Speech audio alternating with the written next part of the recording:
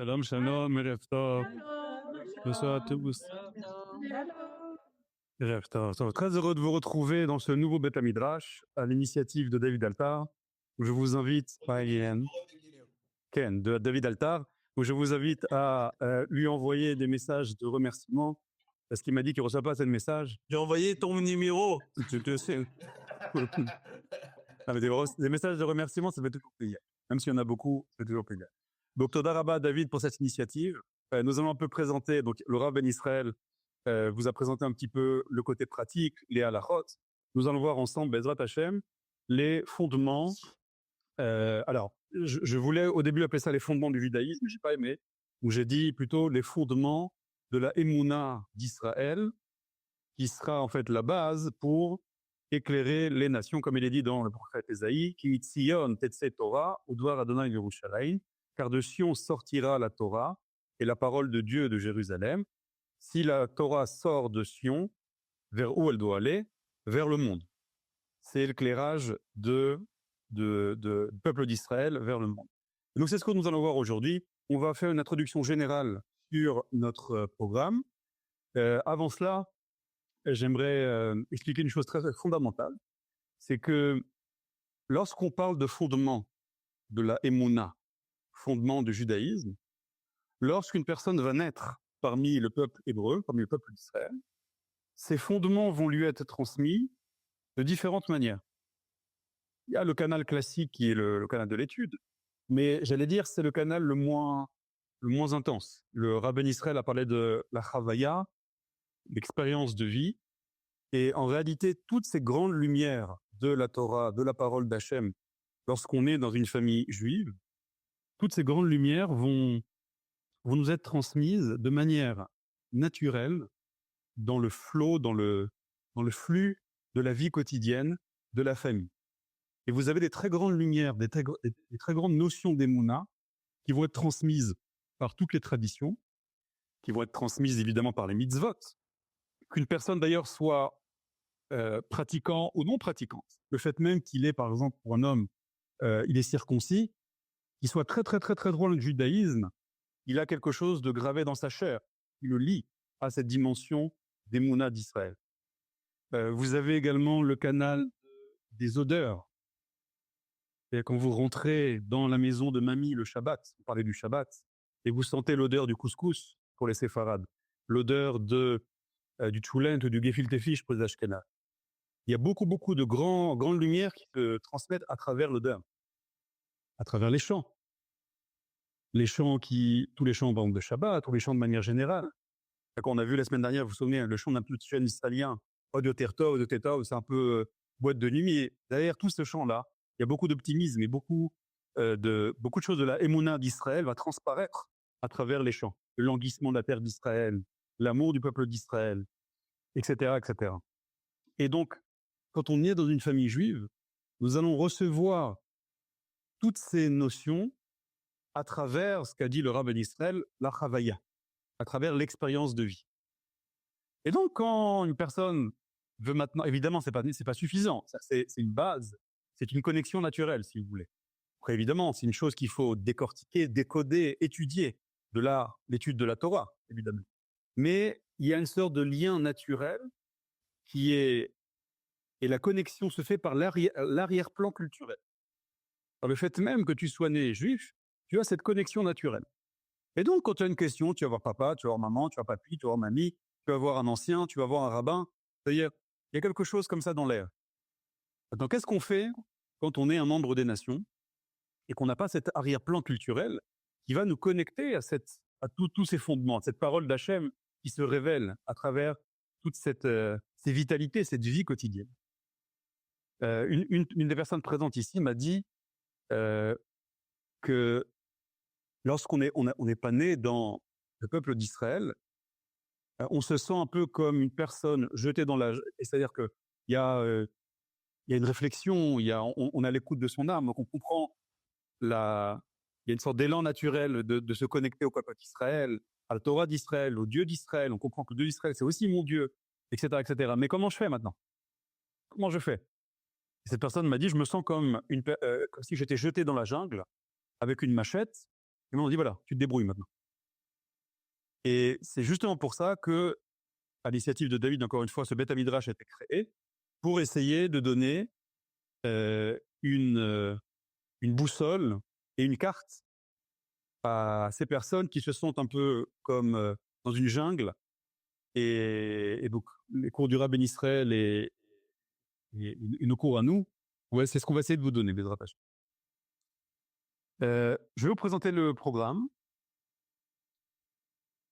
Alors, on a décidé avec David, en fait, comme l'a dit le Rav Ben Israël également, il n'y a pas une tradition depuis déjà 2000 ans, de même 2500 ans, d'un message d'Israël clair aux membres des nations. Pour une raison très simple, c'est que Israël était occupé à sa survie, et les nations n'étaient pas très intéressées à écouter ce qu'Israël avait leur dire. Et donc, il y avait une sorte d'enfermement sur soi-même, et le message universel ne transparaissait pas de manière claire. Il n'y a pas une tradition claire de ce message-là. Et donc, pourquoi je vous dis ça? Parce que le programme que je vais vous présenter, j'aimerais qu'on le construise ensemble. C'est-à-dire, c'est très important pour ce programme, pour ce cours, pour ces cours, qu'il y ait une dynamique, d'accord? Vous allez être partie intégrante de la construction de ce cours. Donc, nous sommes un peu les pionniers dans cette jungle. Nous allons débroussailler le chemin pour les futures générations. Et donc, je vous présente le programme tout de suite. Donc, ça va être notre programme, ce qu'on va voir ensemble. Donc, les fondements de la Emouna d'Israël. On voit bien mon écran, c'est bon? On voit l'écran? OK. Donc, on va faire ça en plusieurs étapes. Encore une fois, tout ce programme pourra changer au fur et à mesure de notre évolution. Donc, on va commencer par les fondements. Et lors de ce premier cours, on va se poser la question, qui est Dieu? On n'a pas peur, on pose directement la question. Nous allons voir ensuite les noms de Dieu, un concept très important dans le judaïsme qui s'appelle l'unité des valeurs.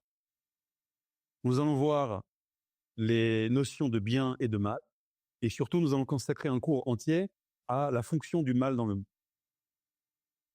Pourquoi il a été créé? Quelle est sa fonction? Et comme j'avais dit dans le cours précédemment, le mal a une date de péremption. Donc on espère le plus rapidement possible, mais il a une date de péremption, il a une fonction. Quand il ira remplir sa fonction, ce mal-là disparaîtra. En tout cas, on peut essayer de comprendre pourquoi ce mal a été créé par Dieu. Nous allons voir ensuite, donc là vous voyez, on est dans des dimensions très métaphysiques, la création de l'homme et de la femme, Adam et Chava, d'accord? Pas évidemment au niveau physique, mais dans cette dimension d'âme. Nous allons parler du libre arbitre, de la notion de Teshuvah, et enfin de la conséquence de nos actes par rapport à la volonté de Dieu, ce qu'on appelle Sachar Vaonesh, punition et récompense. Ça va être la première phase de notre aventure. La deuxième phase, c'est que nous allons étudier comment tous ces fondements vont s'habiller dans l'histoire humaine. Vous vous souvenez, nous avons étudié ensemble la paracha de Toldot.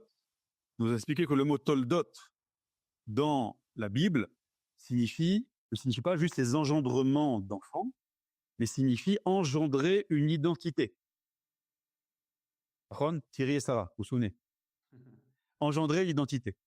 Et donc, en fait, toutes ces grandes valeurs métaphysiques, ces grands secrets de la Kabbalah, dans le judaïsme, vont s'habiller dans l'histoire humaine. L'histoire de l'humanité, l'histoire des civilisations, va être le terreau de la révélation de toutes ces grandes dimensions métaphysiques. Donc ça passe par évidemment la naissance des nations, le rôle de l'humanité et le projet Noachim. C'est-à-dire, nous allons étudier l'identité de Noach spécifiquement. Pourquoi on appelle les Béné Noach, les Noachim Béné Noach? Pourquoi on ne les appelle pas les Béné Adam ou les Béné Shem, les enfants de Shem? Pourquoi spécialement Noach? Pourquoi pas Mathusalem, qui était avant? Il y a 10 générations entre Adam. Pourquoi on ne lie pas cette dimension des nations à Adam, à Noach, je ne sais pas, à Shem? Pourquoi spécifiquement à Noach? Qu'est-ce qui a fait que Noach va être la racine de cette identité noachim? Ensuite, nous allons voir le projet d'Abraham. Spécifiquement Abraham, pas Yitzhak et Yaakov, parce qu'il y a un lien entre Abraham et la dimension universelle du judaïsme. Nous allons parler ensuite de l'exil et de la Géoula. Alors, pas seulement l'exil et la Géoula d'Israël, classique, sortie d'Égypte, l'exil, etc. Nous allons parler également de l'exil et de la Géoula des nations elles-mêmes. Donc, c'est-à-dire qu'il y a l'exil physique, territorial. On est exclu de notre terre. mais il y a aussi un exil d'identité. Il y a aussi une Géoula d'identité, une délivrance de l'identité des nations. Donc il y a un exil d'identité des nations, il y a une délivrance de l'identité des nations. Ensuite, évidemment, nous allons parler de la Torah, la parole du Créateur, et nous terminerons cette section par le Beth Amikdash. Le Beth Amikdash, la terre d'Israël, et le lien des nations à la terre d'Israël et au temple. Nous allons ensuite zoomer encore plus, d'accord? Donc nous partons de, encore une fois, vous voulez, on descend doucement, vers l'individu et son rôle dans le monde. C'est-à-dire, il y a chez nous, comme disait Jung, l'élève de Freud, il disait, ce qui définit l'homme, il y a deux psychologies chez l'homme, il y a la psychologie individuelle et la psychologie collective. C'est-à-dire, la psychologie de ma nation fait partie intégrante de ma psychologie à moi. Et ma psychologie à moi va avoir une interaction, une influence sur la psychologie de ma nation. Donc, on parle d'abord de notre nation, on parle toujours d'abord du klal, de la collectivité, on descend vers l'individu. Et donc, on va voir les grandes questions existentielles, le but de la vie. Nous allons voir le monde des rêves. Il fallait même que je commence par le monde des rêves, en réalité. Mais voilà, vous allez comprendre pourquoi je veux parler des rêves. Évidemment, les mitzvot, alors, pas dans le sens pratique, comme vous le voyez avec le Rav Ben Israël, mais dans le sens plus de la signification des mitzvot. La prière, la notion de émouna. Bon, pour ceux qui ont l'habitude des cours du Rav Yoel, ils ont beaucoup écouté de cours sur ça. Nous allons revenir, essayer de nous approfondir. Nous allons parler des épreuves de la vie, parce que même si on arrive à comprendre le rôle du mal, le rôle métaphysique, etc., c'est pas la même chose de comprendre quelque chose de très profond, de très grand, très secret, et de l'expérimenter. Et les douleurs, les difficultés qu'on a dans la vie, il faut comprendre leur rôle, leur fonction, et surtout, comment on arrive à vivre avec, comment les dépasser. Nous allons parler de quelque chose d'un peu douloureux, mais qui est important aussi, c'est la rencontre avec la mort et le deuil, expliquer cette notion de mort et de deuil.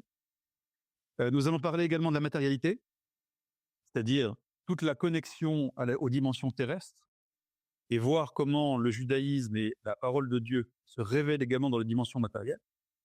Et nous terminerons par la cellule familiale avec le mariage et l'éducation des enfants. Vous comprenez évidemment que ce cours, chacun de ces thèmes-là, on peut y consacrer des dizaines de cours, mais on va survoler à chaque fois ces thèmes. Nous terminerons par, si nous avons vu la dimension métaphysique, la dimension de l'histoire, la dimension de l'individu, et dans la dimension de l'histoire, il y a aussi la dimension du territoire, nous terminerons par la sainteté, la kedusha du temps. Alors, j'ai sélectionné 3 choses pour l'instant. Vous avez parlé du Shabbat avec le Rav Ben Israël. Nous allons aussi voir la dimension du Shabbat. Rosh Hashanah, qui a aussi cette dimension universelle, et la fête de Sukkot, qui est la fête où les nations du monde viennent à Jérusalem, au Beth Amikdash, pour rencontrer Dieu.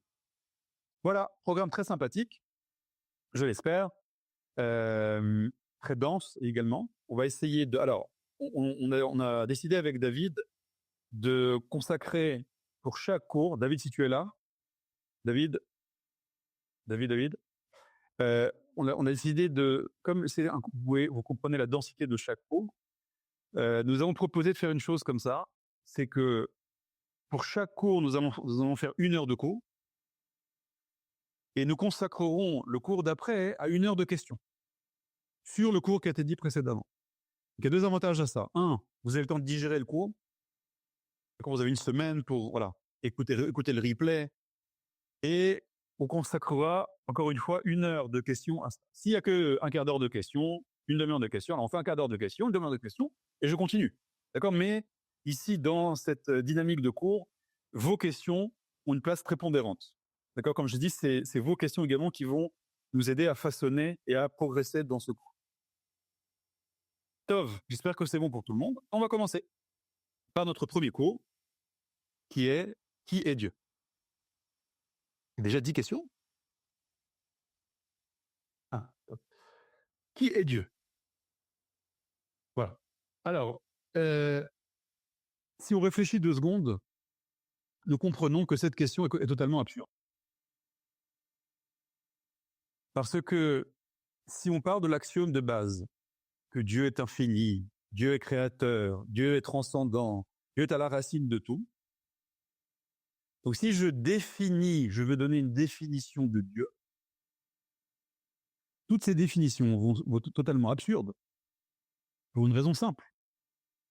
Que signifie définir quelque chose? Lorsque je définis quelque chose, je vais conceptualiser, c'est-à-dire je vais faire rentrer cette chose que je veux définir dans un cadre, dans un concept. Quel cadre et quel concept? Mon cadre à moi, ou notre cadre à nous, nos concepts à nous. C'est pour ça qu'en hébreu, je vous avais dit ça dans un des cours, définir se dit lehagdir en hébreu moderne. Lehagdir, c'est gader. Gader, c'est mettre une barrière. Donc toute définition, c'est exactement ça va, c'est se limiter. Donc quand je définis quelque chose, je fais rentrer ce quelque chose ou ce quelqu'un dans un cadre. Et c'est super. J'ai besoin de ça pour pouvoir m'attacher à ce concept, à cette personne. Or, quel est le problème ici? Si je parle, tout ce que je vais dire sur Dieu est faux. Pourquoi? Parce que qui a créé la possibilité de conceptualiser? C'est Dieu. Donc je ne peux pas rentrer le créateur de la conceptualisation dans de la conceptualisation. Il est au-dessus de toute définition. Donc le cours aurait dû être très rapide, et ça aurait dû être qui est Dieu? On ne peut pas répondre à cette question. On passe au cours numéro 2. Ça aurait été très sympathique et très court. Je vais même plus loin. Si on pose la question, est-ce que Dieu existe ou pas? Mais c'est quoi l'existence? C'est quoi quelque chose de vivant pour toi? C'est ta conception de l'existence, c'est ta conception du vivant. Donc tu ne peux pas maintenant transférer à Dieu des notions humaines. Tu ne peux pas attribuer à Dieu des attributs, des conceptions humaines de l'existence. Donc même la question, est-ce que Dieu existe ou pas, on ne peut même pas la poser. Parce que l'existence telle que tu la conçois, ou la non-existence telle que tu la conçois, Dieu est au-dessus de ça aussi. Donc on est bloqué. Donc il faut se taire. Et c'est pas une blague, c'est ce que dit le roi David. Le roi David nous résume toute cette difficulté en 3 mots dans le livre des Tehillim. Il nous dit Lecha Dumia Tehila. Hop. Le roi David nous dit Lecha Dumia Tehila. Je vais zoomer. Dans le Tehillim 65, le roi David nous dit Lecha, il s'adresse à Dieu, pour toi. Dumia, le silence. Domem. Domem, c'est un minéral, c'est aussi le silence. Tehila est ta louange. Si tu veux louer Dieu, faire des louanges à Dieu, il y a une chose que tu dois faire, c'est te taire. Tout ce que tu vas dire, ça va être faux, ou ça va être incomplet. Et si tu veux commencer à faire des louanges, le Vakasha, tu dois faire des louanges dans l'infinité du temps. Tu dois sans arrêt faire des louanges. Donc comme c'est impossible, il faut te taire. Donc voilà, le roi David nous confirme que ce premier cours doit être très court, et on doit juste se taire, et ne pas poser cette question. Le Tikkuné HaZohar nous indique également cette chose-là. Regardez. Dans le Zohar, il y a marqué Patah Eliyahu Hanavi Zachou Leta. Donc le prophète Eliyahu a ouvert un canal de compréhension. Dans le Zohar. Ve'amar, il a dit Ribon Almin, c'est en araméen. Ribon Almin, le maître du monde. De'ant hu hadda bella bechushbat. Tu es un, mais tu ne rentres pas dans la dimension des chiffres, du calcul. Donc ça, on verra ça quand on verra les noms de Dieu. Quand on dit Dieu est un, c'est pas que Dieu est un. On dit juste que Dieu n'est pas deux. Mais dire que Dieu est un, nous n'avons aucune notion, aucune capacité à concevoir à conceptualiser l'unité divine. C'est impossible pour nous. Parce que toutes les notions que nous connaissons se divisent à chaque fois en deux. L'unité parfaite nous est étrangère. C'est ce que nous avons vu dans la lettre Aleph. Vous vous souvenez? Je dis la lettre Aleph, c'est la lettre de Dieu.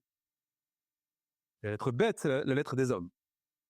Donc il dit, quand on dit qu'il est un, c'est qu'il n'est pas deux. Ça, on verra ça dans le prochain cours sur les noms de Dieu. On parlera de ce qu'on appelle des Hashila. Ça veut dire les attributs de Dieu, les noms de Dieu. À chaque fois qu'on parle de Dieu dans le Torah, on verra ça. Ant ou illa'a al kol illa'im. Tu es au-dessus de toutes les dimensions suprêmes. Setima al kol setimin. Tu es caché au-dessus de toutes les dimensions les plus cachées. Ça veut dire, plus tu vas t'approfondir dans les dimensions les plus originelles de la création, les plus cachées, les plus élevées, Dieu est au-dessus de tout ça. Il est au-dessus de tout ça. Et là, la phrase de Eliyahu Hanavi, Let mahashava tefisa bar kelam. Aucune pensée, sitfos, littéralement sitfos, c'est attraper, ne peut te saisir. Aucune pensée ne peut te saisir. Donc, on ne peut pas répondre à cette question. Qui est Dieu? Je vous ai mis deux sources pour vous dire que, normalement, on doit s'arrêter là. Mais on a un problème. On a un problème, donc on doit dire, bon, écoutez, dans le judaïsme, on ne parle pas de Dieu. C'est pas possible.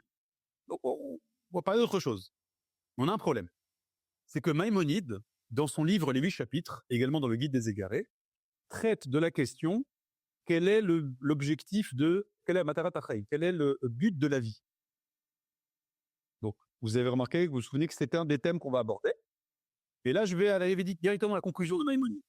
Et vous allez voir que cette conclusion va être très difficile pour nous.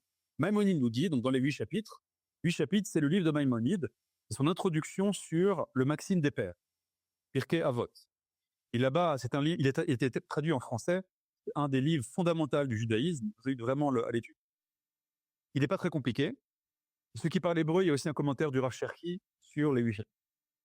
Le Rambam, Maïmonide nous dit, Sarir la Adam sheyisha abed kohot nafsho kulam lefi ad-da'at. L'homme doit assujettir les forces de son être, toutes les forces de son être, à la raison. C'est-à-dire, toutes les forces que tu as en toi, l'intellect, les sentiments, les forces physiques, l'imagination, etc., etc., tu dois assujettir, tu dois orienter toutes ces forces vers quoi? Et tu placeras à ton esprit, devant tes yeux, un seul objectif. Donc voilà. Quel est l'objectif de vie de chaque homme sur Terre, de chaque femme sur Terre? Maïmonide nous dit, toutes tes forces doivent être orientées vers un objectif, Vehi Asagat Hashem Idbarach, la connaissance de Dieu. Selon les capacités de l'homme à le connaître. Qui ira aussi ici, Yediat Hashem Idbarach, la connaissance. Et donc là, on a un problème. D'un côté, on a prouvé, le roi David nous a dit, le Zohar nous a dit, c'est impossible de connaître Dieu. Parce que si on donne une définition, si on vient répondre à la question qui est Dieu, on va attribuer à Dieu des concepts humains. On va enfermer Dieu dans une boîte. On va le limiter. Donc, on ne peut pas répondre à cette question. Et Maïmonide, attends, l'objectif de vie, c'est de connaître Dieu. Comment je peux connaître Dieu si Dieu m'a créé d'une façon que je ne peux pas le connaître? Je suis limité, je suis fini. Alors oui, j'ai une âme, j'ai une dimension infinie, tout ce que vous voulez. Mais parlez, de manière concrète, dans ma réalité consciente, je suis limité. Je suis limité dans le temps, je suis limité dans l'espace. Je ne peux pas être à deux endroits en même temps. Je ne peux pas être à deux moments en même temps. Donc comment faire pour connaître ce Dieu qui m'a créé d'une manière que je ne peux pas le connaître? C'est le paradoxe et l'absurdité de la question de notre vie. Pour y répondre, nous allons voir ce que dit Rabbi Yehuda Halevi. Rabbi Yehuda Halevi, c'était un sage d'Espagne, à l'époque de Maïmonide, plus ou moins, qui a écrit un livre fondamental dans le judaïsme. D'ailleurs, dans ce cours-là, n'hésitez pas à me demander des références de livres, et je vous dirai les livres si vous voulez apprendre les fondements du judaïsme, si vous voulez élargir vos connaissances, voilà. Premier livre fondamental qui vient vous enseigner les fondements du judaïsme, c'est le livre du Kuzari de Rabbi Yehuda Halevi. Il est traduit en français, il n'est pas très évident à étudier. Il me semble que dans Orod Vekeli, il y a eu un cours du Rav David Partouche, au moins sur le Mahamar Rishon, donc vous avez au moins une partie du commentaire, d'accord? Et je vous invite, si vous avez le temps, à élargir, c'est un livre qui est vraiment fondamental. Rabbi Yehuda Halevi a écrit ce livre-là, donc il me semble au XIIIe siècle, et ce livre a été écrit pour répondre à la question, quels sont les fondements du judaïsme? Et il a écrit ce livre d'une manière extrêmement intéressante, pour ceux qui connaissent. Il commence par l'histoire d'un roi, le roi des Khazars, qui est lui-même membre des nations et idolâtre. Et un jour, ce roi fait un rêve. Il rêve d'un ange de Dieu qui lui est envoyé, et cet ange lui apporte un message de Dieu. Il dit ta volonté, tes intentions sont agréées aux yeux de Dieu, mais tes actes ne sont pas agréés aux yeux de Dieu. Tu as des bonnes intentions, et ce que tu fais, c'est pas ce que Dieu veut. Et cet ange revenait dans son rêve. Et ça l'a tellement perturbé qu'il a commencé à chercher dans le monde l'acte ou les actes qui sont agréés aux yeux de Dieu. Lui, il était idolâtre. Il avait les actes d'idolâtrie de sa culture, de sa nation. Et on me fait signe du ciel que c'est pas ce que Dieu veut. Et donc, il commence une quête de vérité. Il va voir un philosophe aristotélien. Il va voir un curé. Il va voir un imam. Et il arrive chez le Haver. Le Haver, c'est le sage d'Israël. Et il lui pose la question. Quelle question il lui pose? Notre question. Qui est Dieu? Qui est ton Dieu? Voilà, j'ai appris le Dieu d'Aristote, j'ai appris le Dieu des chrétiens, j'ai appris le Dieu des musulmans. J'aimerais savoir qui est le Dieu d'Israël. Donc normalement, selon les sources que nous avons étudiées jusqu'à maintenant, le Rav a dû lui dire Lecha Dumia Teila, le silence. Let Mahashava Tefissa Barklal, le Zohar qui dit on ne peut pas capter Dieu par notre pensée, on ne peut pas répondre à cette question, c'est le limiter, etc., etc. Or, d'une manière très étrange, le sage d'Israël va lui répondre ceci.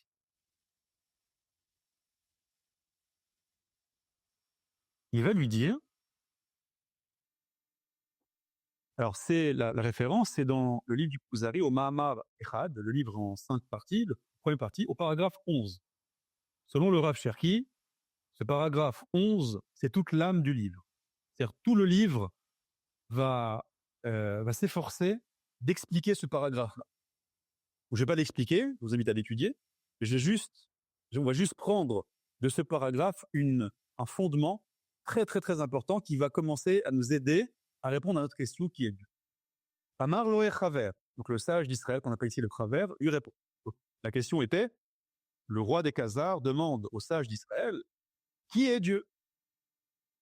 En quel Dieu tu as la foi, tu as la émuna?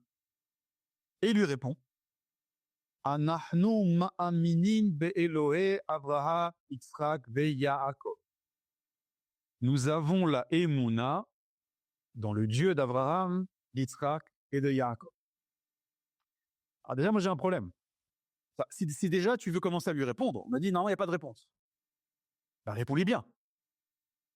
C'est quoi le Dieu d'Abraham, Yitzhak et Yaakov? C'est un Dieu limité. Envoie-lui, comment dire, envoie-lui un argument, enfin un Dieu en béton. Moi j'aurais commencé, tu sais c'est qui mon Dieu? C'est le Dieu qui a tout créé. C'est le Dieu qui t'a créé toi aussi. C'est le Dieu qui a créé le monde spirituel, le monde matériel. Ah, c'est le Dieu le plus puissant. C'est le Dieu la racine de tout. Envoie-lui Bereshit. D'ailleurs, la Torah commence à Bereshit. Donc pourquoi il commence par Lech Lecha? Si on me pose la question, je commence. Le Dieu, mon Dieu, c'est le Dieu créateur. Or non, il commence par le Dieu qui se révèle au patriarche. Ça, c'est étrange. Je continue. Hamotzi et Bene Israël et Mitzraïm. C'est ce Dieu-là qui a fait sortir les enfants d'Israël d'Égypte, Beotot, Uv Moftim, Uv Masot, par des signes, etc., par des miracles. Bon. Moi, si on m'avait posé la question, c'est pas comme ça que j'aurais répondu. J'avais d'autres choses à dire un peu plus importantes que sortie d'Égypte ou les miracles. Encore, a priori moins important, Vea Mechal Kelam Bamidbar. C'est le Dieu qui les a nourris dans le désert par la manne, le pain céleste qui tombe du ciel, et le puits de Myriam. Ah, ça va un détail encore moins important. C'est-à-dire, tu as 5 minutes pour dire qui est ton Dieu. Jamais de la vie, moi j'aurais dit, ah, c'est mon Dieu qui, il y a 3500 ans, a fait tomber du pain dans le désert du Sinaï pour nourrir mes ancêtres. Excuse-moi, là, tu t'adresses à un membre des nations. Est-ce que tu lui vends, là? Vers Manhila Meteres Canaan. Bon, il y a quand même un truc un peu important, et qui leur fait hériter de la terre de Canaan, la terre d'Israël. Ou pas la terre d'Israël. Attends, vous avez remarqué une chose?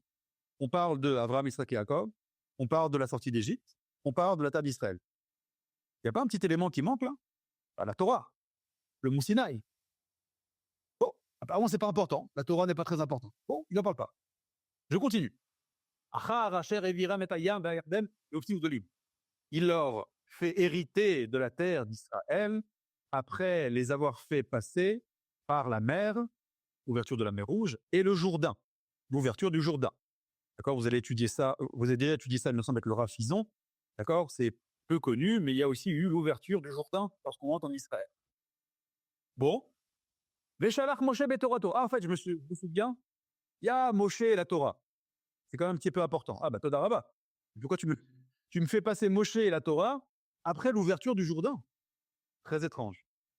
Ve'acharkar kama alfe nevi'im. Ah, là, on nous parle de l'envoi que Dieu envoie des prophètes. Donc, on nous parle d'un fondement très important, la prophétie. Mazirim al Torato, ces prophètes qui vont révéler sa Torah et renforcer le peuple d'Israël et les nations du monde à écouter la Torah de Dieu. Comme le prophète Yona, le prophète Jonas, qui a été envoyé par Dieu aux nations. Meyadim bigmul tov le shobra ve'onesh caché la mamre ota. Ah, là on parle d'un autre fondement très important, c'est Sachar va'onesh. D'accord, de manière très infantile, je vais expliquer. Si tu écoutes la parole de Dieu, bah, tu auras une récompense. Si tu n'écoutes pas la parole de Dieu, tu auras la punition. Bon. C'est un fondement important de punition et récompense. Et nous avons la Emouna dans tout ce qui est écrit dans la Torah, mais les choses sont. Donc si on résume ce passage qui n'est pas très clair, le Rabbi Yehuda Levi, dans le livre du Kuzari, lorsqu'on lui pose la question qui est Dieu, il livre plusieurs informations. 1, il parle du Dieu d'Abraham, Yitzhak et Yaakov. 2, il parle de la sortie d'Égypte.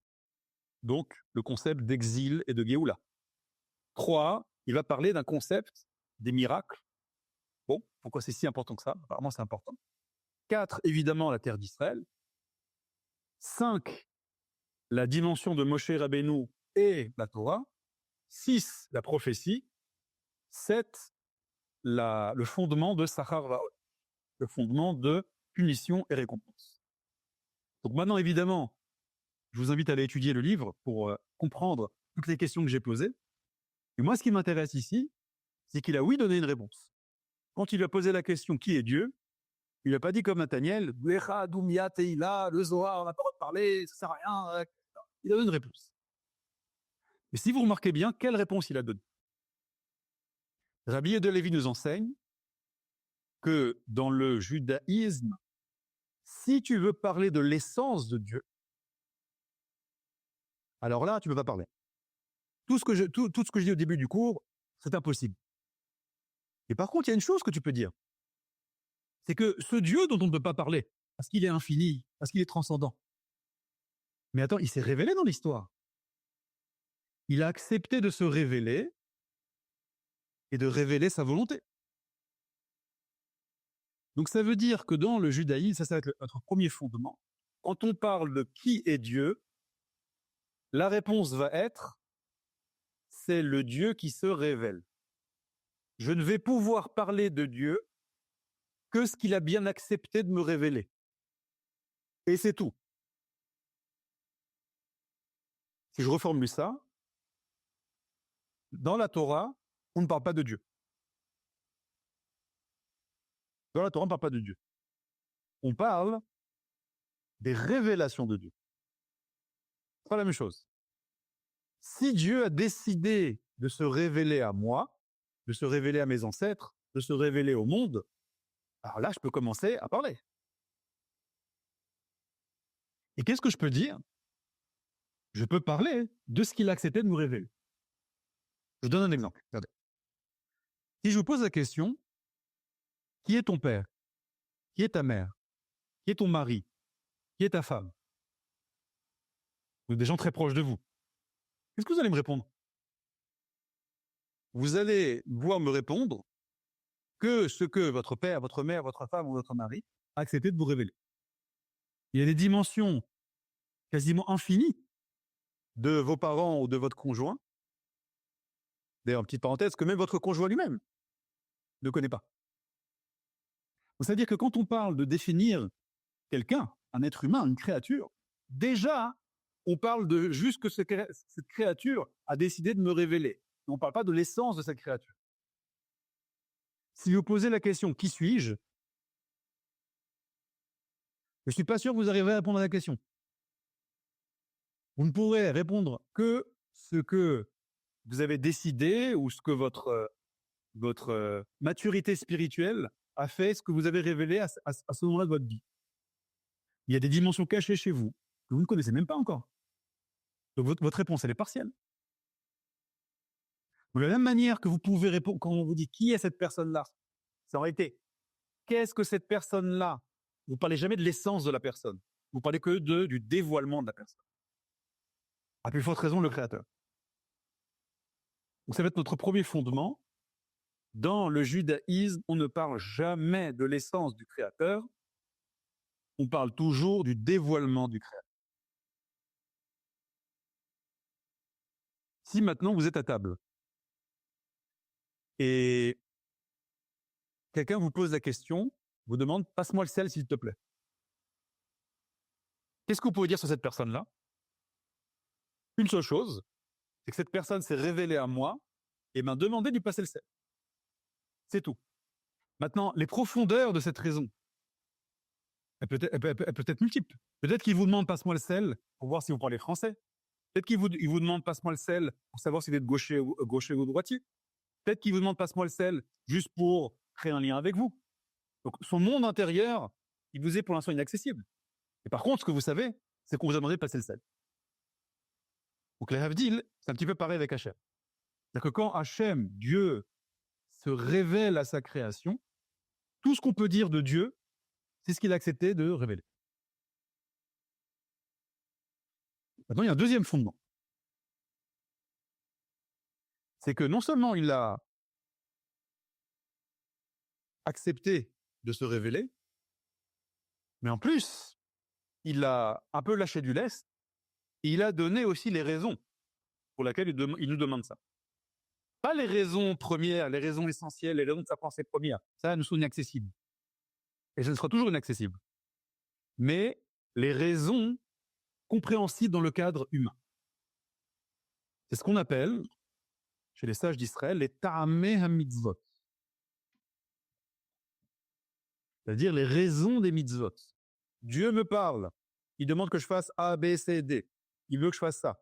Il veut que je rende ma vie il veut que je cadre ma vie dans ce sens. Et pourquoi? Ça aussi, ça nous a été révélé, mais encore une fois, dans un cadre humain. Pas la raison essentielle de Dieu. Dans le Zohar, ça s'appelle les pashpesh beginze aviv. Fouiller dans les trésors de ton père. C'est-à-dire, quand tu veux connaître Dieu, eh ben, observe, écoute et connecte-toi à ce qu'il te dit. Et aussi, il faut que tu connectes aux trésors de ton père.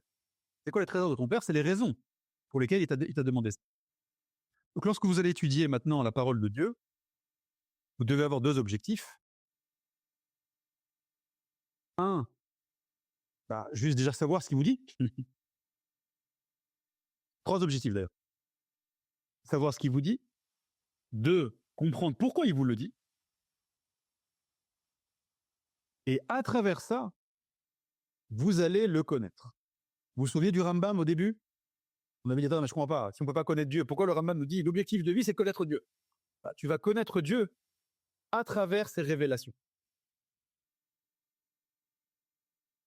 Donc ça veut dire que le chidouche du judaïsme, c'est-à-dire que la nouveauté, la plus-value du judaïsme, ce n'est pas de répondre à la question est-ce que Dieu existe ou pas.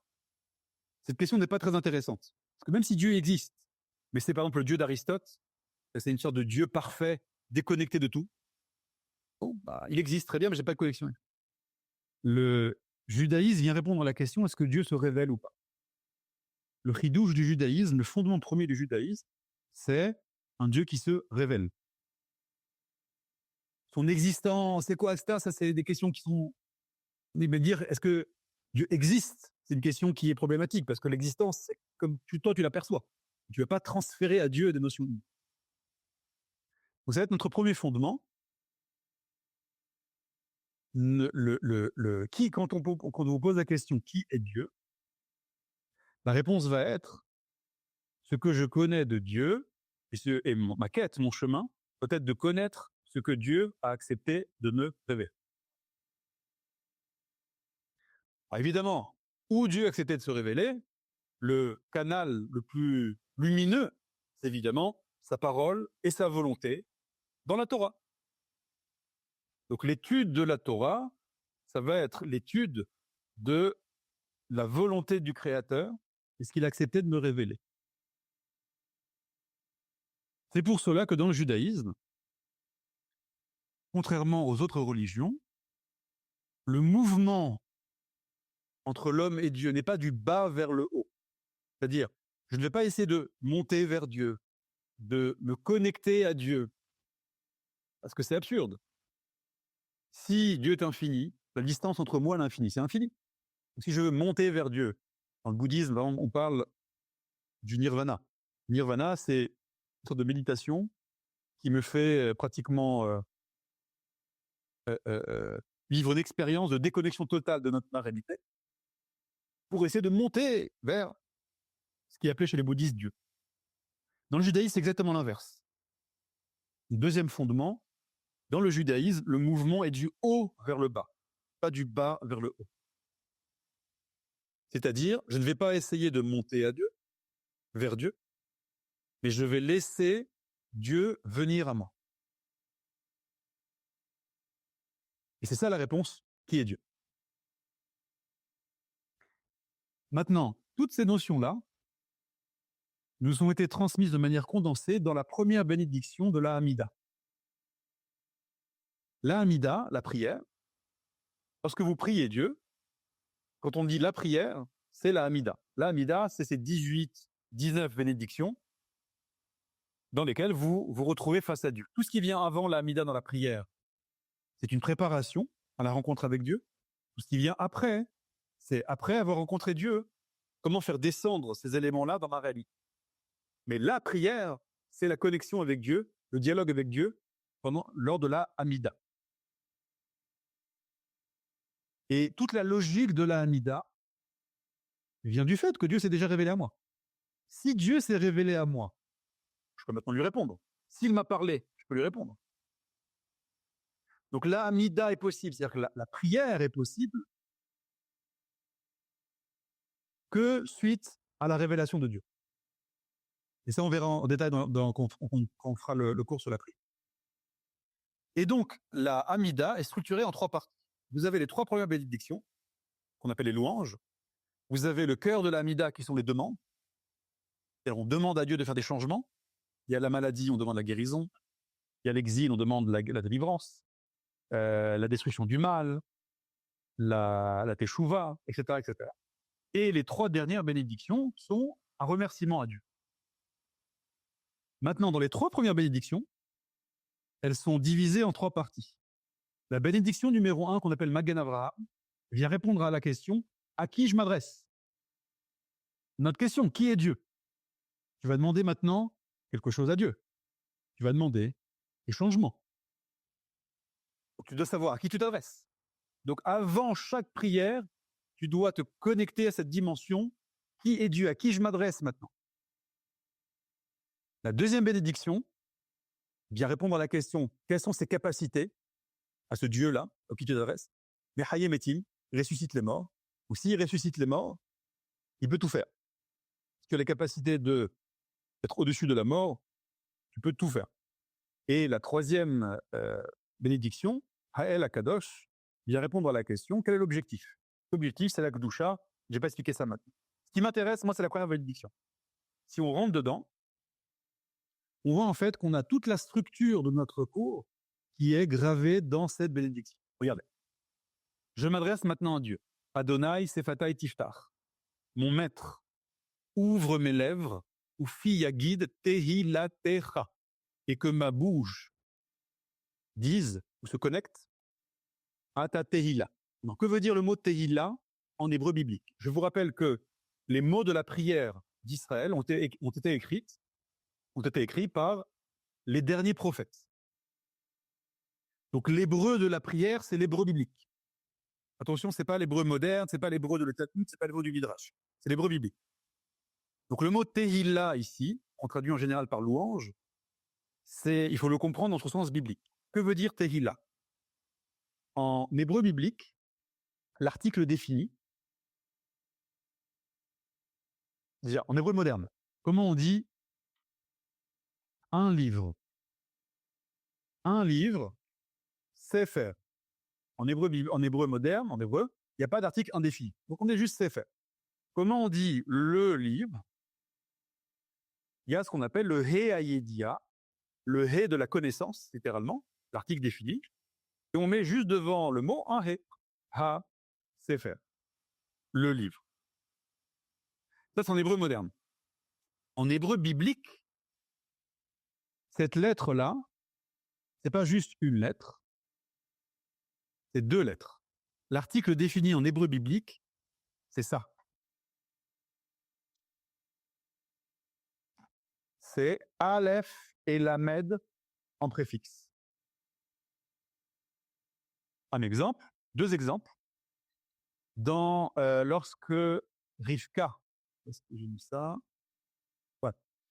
Rivka est amenée par Eliezer pour rencontrer pour la première fois Yitzhak. Elle lui dit, va tomer el ha'eved. Elle dit au serviteur, mi ha'ish halazé. Elle ne dit pas mi ha'ish hazé. D'accord? L'article défini. Celui-là, l'homme, elle dit halazé. Parce qu'en hébreu biblique, l'article défini, pour définir quelque chose, on dit hal et lamed. Autre exemple, dans l'allumage des bougies de Hanouka, comment on dit ces bougies? Ha-nerot. En hébreu moderne, on aurait dit ha-elu. En hébreu moderne, on dirait ha-nerot, ha, le he, partie définie. Et ensuite, le pronom démonstratif, elu. En hébreu biblique, halalu. Vous voyez que en hébreu biblique, pour définir quelque chose, on va dire he, lamed.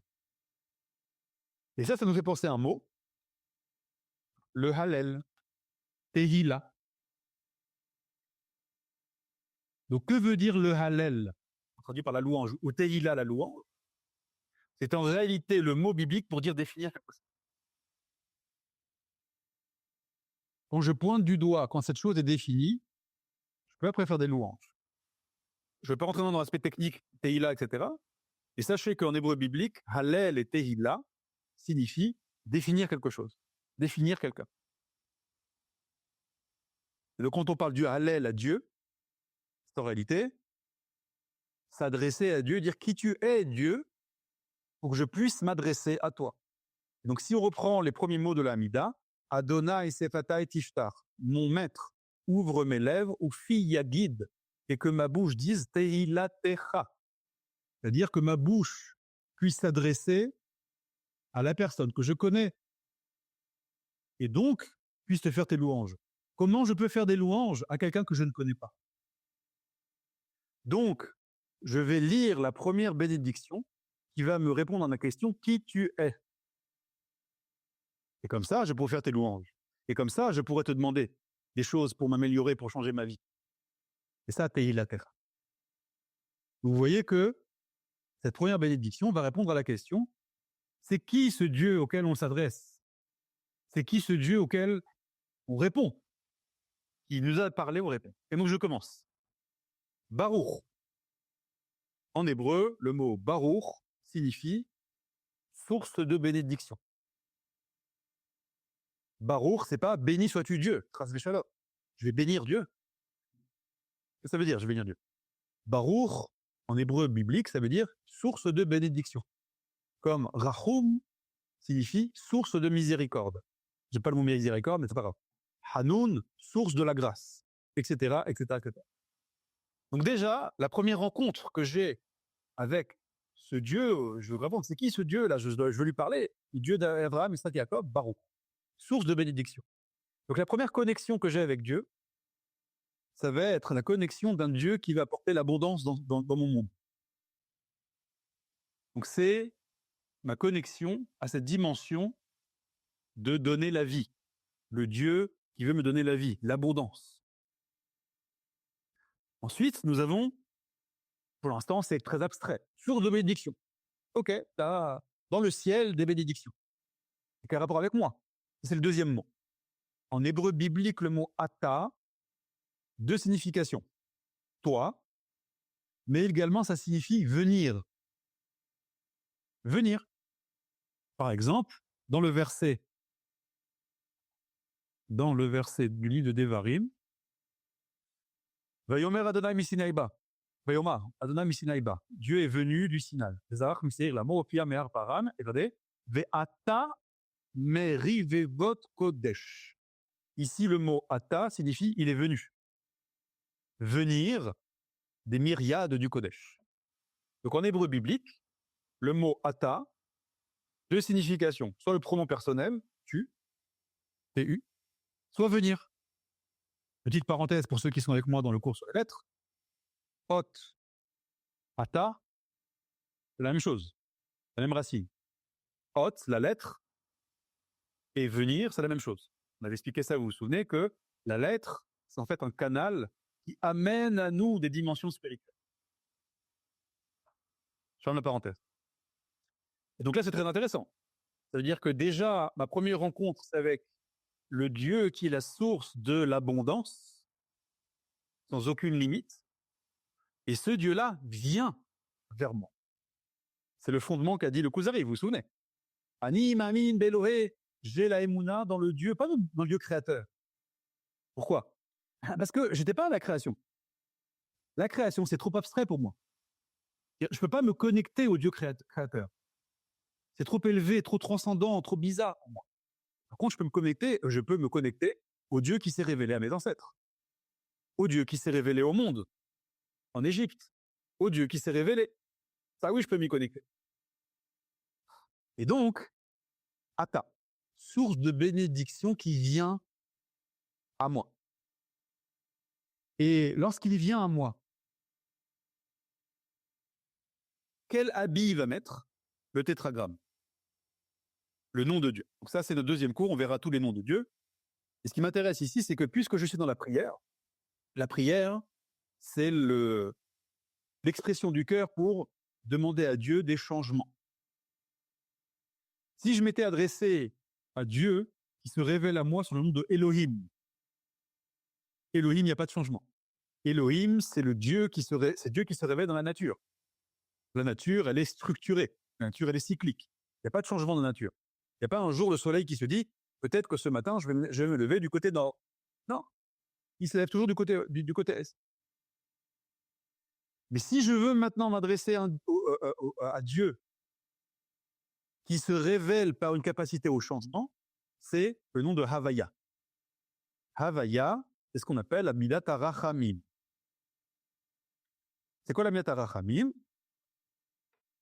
On ne traduit pas par, évidemment, miséricorde, c'est absurde. Rachamim, ça vient de Rechem. Rechem, c'est la matrice. Rechem, c'est la matrice de la maman. Le fœtus, il grandit, il se développe, il évolue dans le rechem de la maman, dans la matrice de la maman. Et donc, quand on veut s'adresser à Dieu pour pouvoir nous aussi évoluer, grandir, changer les choses, on va s'adresser à Dieu qui va s'habiller sur le nom de Havaya, Adonai, qui est l'attribut de la Rachamim. C'est le nom de Dieu qui laisse du temps à l'homme pour changer, pour s'améliorer. Je continue. Déjà, en 3 mots, j'ai beaucoup d'informations.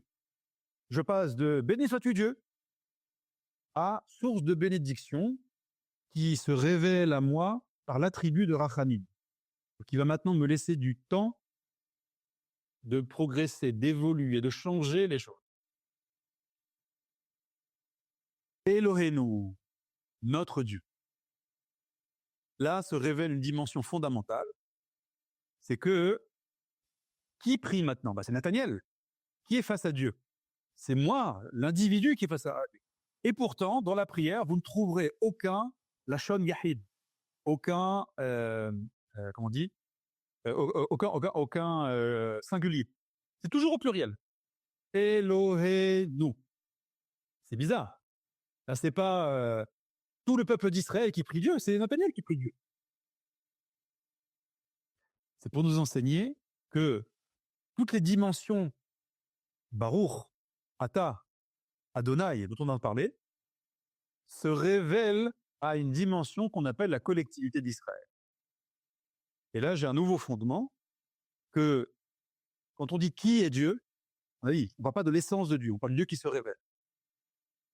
Mais ma première connexion à Dieu doit passer d'abord par la dimension collective, la dimension du Am Israël. La Torah n'a pas été donnée aux Juifs. La Torah a été donnée au peuple d'Israël, à la collectivité d'Israël, pour être diffusée dans aux nations du monde. C'est pour ça qu'on appelle Yitro. Yitro, du nom d'un membre des nations, qui va recevoir la Torah. On n'appelle pas la Torah de Moshe. On appelle Yitro, ce que dit le Midrash. Dieu a voulu révéler la Torah au peuple d'Israël seulement quand les membres des nations étaient prêts à écouter. Rav Sigura, Ouais. juste fais attention à l'heure, il reste juste quelques minutes. 1 minute, c'est ça, bon 1 minute, et on dit qu'au prochain cours, on fait des questions. C'est ça qu'on a dit, d'accord? 1 minute, je m'arrête. Donc, je vois ici un fondement extraordinaire, c'est que cette révélation qui m'arrive de Dieu doit obligatoirement passer par la dimension collective. C'est-à-dire, je dois me connecter, que je sois juif ou non juif, pour me connecter à Dieu, il a décidé de passer par la nation d'Israël. Et je m'arrête là parce qu'il est 9h15. Je vous remercie. Donc les questions, la semaine prochaine, toute personne qui a noté les questions, marquez-les pour la semaine prochaine. On consacre 1 heure de cours, Bezrat Hashem, à toutes les questions, c'est ce qu'on a dit maintenant. Je vous dis Shavua Tov, Mazel Tov, Elio Anvi, Zachor le Tov. Et on se voit mardi, Bezrat Hashem, pour le cours sur les Dominiques. Les Itraot. Les Itraot, Toda Rabba, Shavua Tov. Shalom, shalom. Les amis, je vais vous annoncer un truc un peu frustrant. C'est que la semaine prochaine, il y a des questions, mais j'aimerais que les questions soient posées en priorité par les Bnei Noirs, par les gens des nations. Je sais que c'est très dur pour les Juifs, mais j'allais dire, allez voir votre rabbin de votre communauté. Si vous avez des questions, ou alors envoyez un mail au Rav Sigura et laissez ceux qui n'ont pas de rabbin de communauté poser leurs questions. Ils n'ont pas beaucoup l'occasion de poser des questions comme ça. Donc voilà, j'aimerais vraiment qu'on arrive à faire cette chose-là. Et on m'a beaucoup fait de reproches dans l'association. Vous pouvez allumer vos micros. Hein. Pourquoi on acceptait tout le monde et pourquoi on vérifiait pas et il faut vérifier le nom hébraïque et gna gna gna. Il n'y a pas de ça chez nous. Chez nous, on est tous là. Je suis persuadé que celui qui a des questions et qui peut trouver ses réponses autour de lui ou envoyer un petit WhatsApp, un petit truc au Rav Sigua ou au Rav Yoel, machin, et qu'il attende sa réponse, c'est une chose, mais qu'il laissera la place aux nations parce que c'est le rôle d'Israël d'apprendre aux nations. On a cette chance-là. Donc voilà. J'espère que les cours, vous pouvez rallumer vos micros. Hein, j'espère que les cours étaient passionnants. Moi, j'ai adoré. Falloir qu'on améliore la technique chez le Rav Ben Israël. Même chez le Rav Sigura, je pense qu'il y a un petit effort à faire. Mais C'est très bien, David, que l'espace soit donné justement Je pense. Je pense aussi. Je pense aussi. Et donc, on va dire.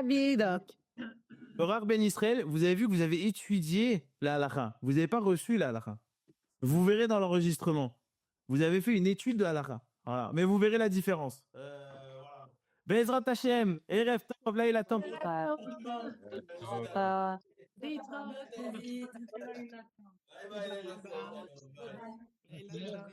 Bye bye.